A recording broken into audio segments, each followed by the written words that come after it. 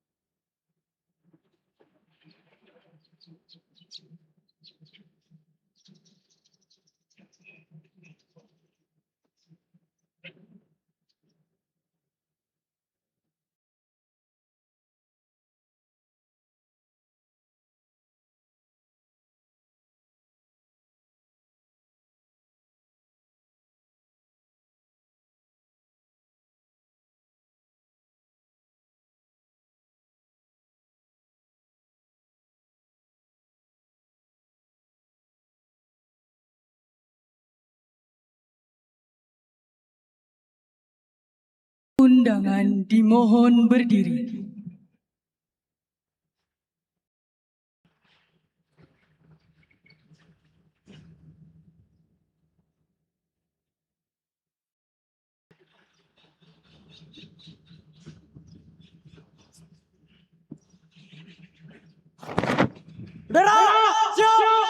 Penghormatan kepada Sang Merah Putih dipimpin oleh Komandan Upacara. Kepada Sang Merah Putih. Hormat senjata!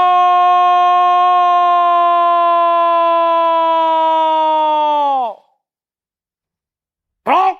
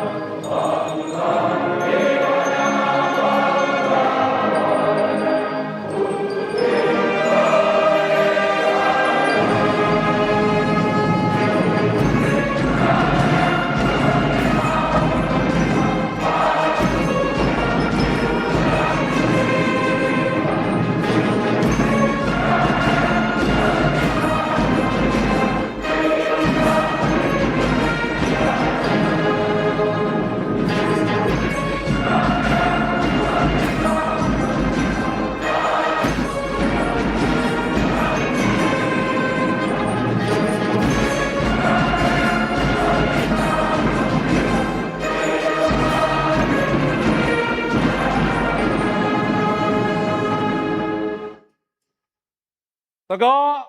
Senjata.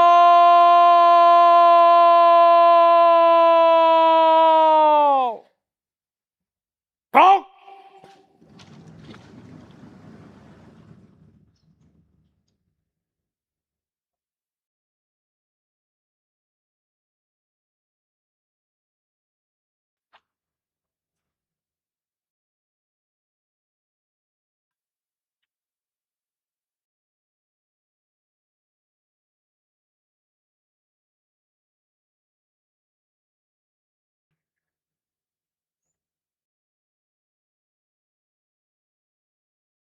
Hadap kanan.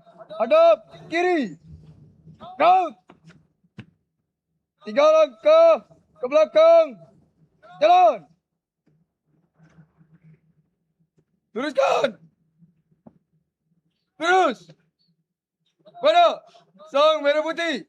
Hormat. Gerak. Tegak. Gerak. Balik kanan. Langkah. Tegak. Maju. Jalan. Balik kanan di. Gerak.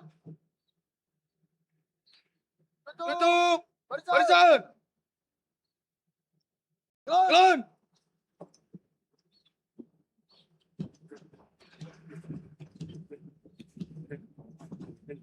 Berhenti.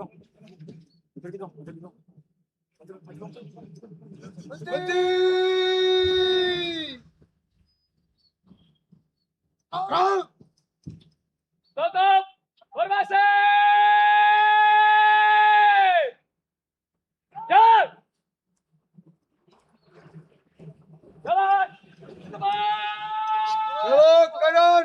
Langkah. Tegap. Maju. Jalan. Jalan. Tepat. Gerak.